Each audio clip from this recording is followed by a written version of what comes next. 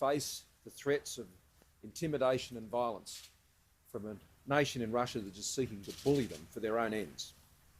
I've just returned from a meeting of the Executive Council with the Governor-General, where my government has signed the amendments to the autonomous sanctions regulations, which enables us to use the legislation, which creates the framework to target sanctions against individuals, and I stress individuals who are in a situation where they are able to support a regime and act in the interests of Russia to the ends that they are supporting the measures that we're seeing in the Ukraine.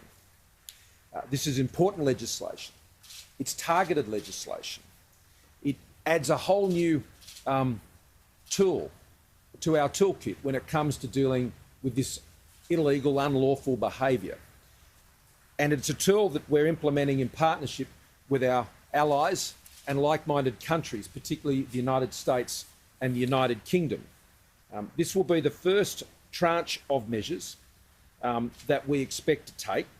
We are taking actions against 8 members of Russia's Security Council, a series of banks and financial institutions that I indicated yesterday, and extending existing sanctions on the transport, energy, telecommunications and oil and gas and mineral sectors to Donetsk and Luhansk.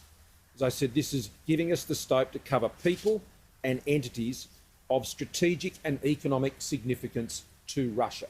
So that gives us a broad remit in order to take targeted action. So the sanctions we're putting in place aren't just traditionally what you would have seen in the past against a nation more broadly. This goes direct to those individuals who are at the heart of this bullying and aggressive behaviour. It targets their financial interests. It prevents them from travelling. It stops them from moving money around. It stops them from coming and having holidays in countries such as Australia, or going shopping in Harrods, or doing things of that nature and trying to live their lives as if they have nothing to do with the violence and bullying and intimidation that they are supporting from the Russian regime. The sanctions will become law tomorrow, and they will take effect at the end of March. Now, this is important under legislation because that gives the opportunities for businesses that have had very legitimate operations and business interests in Russia and in the affected territories of Ukraine to be able to make changes to their arrangements. So these are significant sanctions, but we obviously have to give Australian companies and individuals the time to go and make changes to their arrangements in an orderly way. We are working very closely, especially with the United States and the United Kingdom, on our list. And our list is longer than the 8 that I've just mentioned. And we'll be working closely to develop the cases that will enable us to take further actions against others. And we won't hesitate when we're in possession of that information to take that extra step. We have already had a wider package of sanctions on persons and entities in reserve, and should Russia choose to escalate its illegal and unlawful conduct in the eastern Ukraine. Now, I note that many have said, do you think that this will lead to Russia pulling back? I would hope so, but I don't expect so.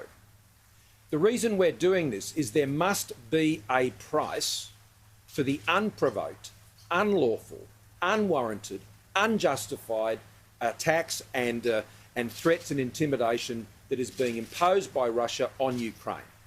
This cannot be a consequence-free action by Vladimir Putin and the Russian regime. And it should send a message to any other regime out in the world that if you go down this path, if you seek to coerce and bully others, then the world should stand together in targeting those who are directly at the centre of these activities. And this is incredibly important. There must be consequences for violent, coercive and bullying behaviour.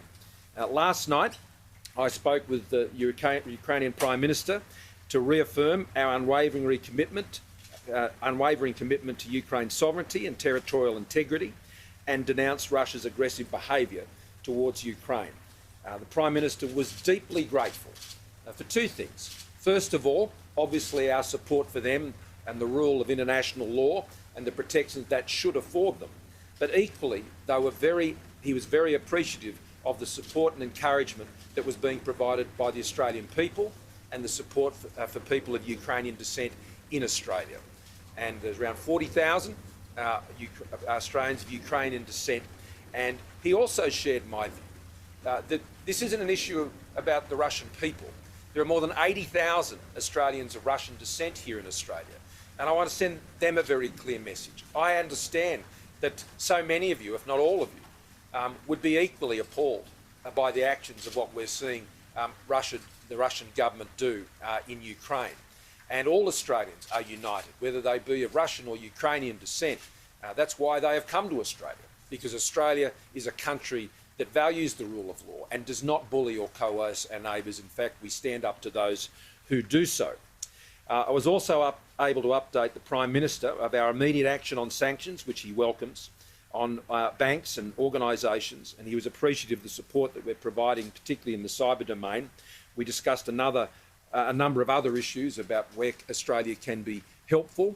One of the particular issues that I discussed with him was the actions we're taking for Ukrainian citizens who are currently in Australia, and he was appreciative that we will be extending the visas by 6 months of those whose visas will conclude by the 30th of June. So that provides the room and the space for those who are in Australia to remain. The second point was that we have put to the top of the pile all Ukrainian applications for visas to come to Australia. There are some 430 outstanding visa applications, and the Immigration Minister is addressing those as a matter of priority. We also spoke of the support we're prepared to provide in concert with other countries in relation to displaced persons and other humanitarian support that may be necessary.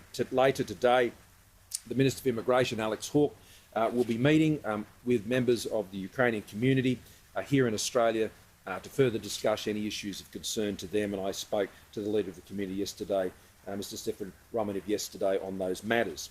I also want to make a few comments about the statements made by the Russian ambassador.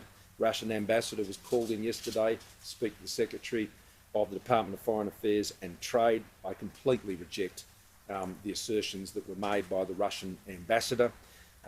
The suggestion that somehow Russian soldiers crossing the border and entering Ukraine are peacekeepers is deeply offensive to anyone who's pulled on a uniform as a peacekeeper anywhere in the world, which Australia has done right across the world, and as so many countries in the Pacific have as well. They're not peacekeepers, they're invaders. And that's how we see it, and we'll call it out. And if they don't like it, that's tough. There is no justification for Russia's aggression in Ukraine, and any attempt to try and create some pretext for it is offensive. Finally, on the issue of cybersecurity, there has been an historical pattern of cyber attacks against Ukraine, and that continues now. Malicious cyber activity, of course, as I said yesterday, could impact Australian organisations through unintended disruption or uncontained malicious cyber activities. And the Australian Cyber Security Centre is not aware of any current or specific threats against Australian organisations, but are adopting an enhanced cybersecurity posture and have been for some time now. And increased monitoring of threats will help to reduce impacts to Australian organisations. The Australian Cyber Security Centre recommends that organisations urgently adopt an enhanced cybersecurity posture. This should include reviewing and enhancing detection, mitigation and response measures. Organisations should ensure that logging and detection systems in their environment are fully updated and functioning, and apply additional monitoring to their networks where required. Organisations should also assess their preparedness to respond to any cybersecurity incidents and should review incident response and business continuity plans. And the Cybersecurity Centre strongly recommends organisations implement the essential 8 mitigation strategies from the ACSC's strategies to mitigate cyber security incidents as a baseline. That baseline, known as the Essential 8, makes it harder for adversaries to compromise their systems, and you can visit cyber.gov.au for more advice. Happy to take questions.